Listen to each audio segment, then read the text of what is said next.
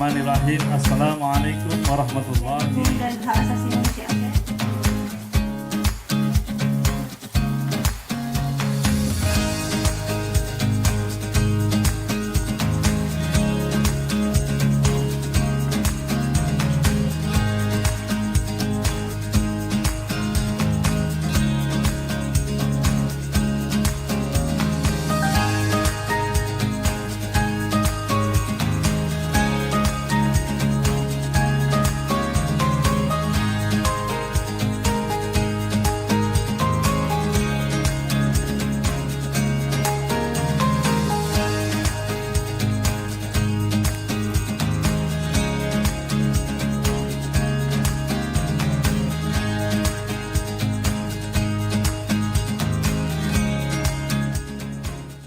Temporer, banyak singkat.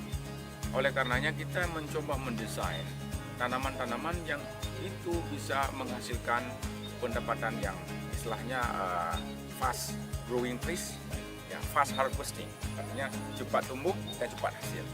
Nanti kami akan mendesain lokasi-lokasi di mana ada teman-teman ini berpendapatan harian.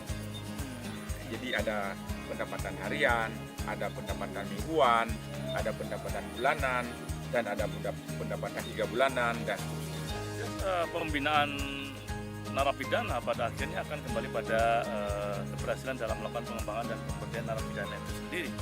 Karena tujuan daripada konsepsi pemasyarakatan adalah mengembalikan warga binaan menjadi anggota masyarakat yang patuh, sadar hukum, dan bisa berperan dalam pembangunan.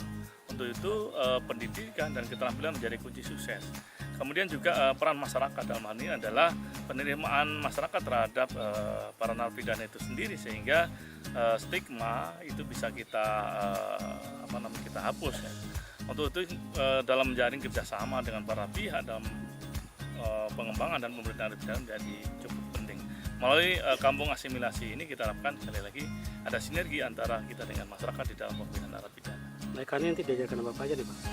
Ya, yang jelas sentra utama ada di pertanian, hortikultura, peternakan, dan juga pengembangan yang lain tentunya nanti sesuai dengan pengembangan mutu dan dukungan dari masyarakat.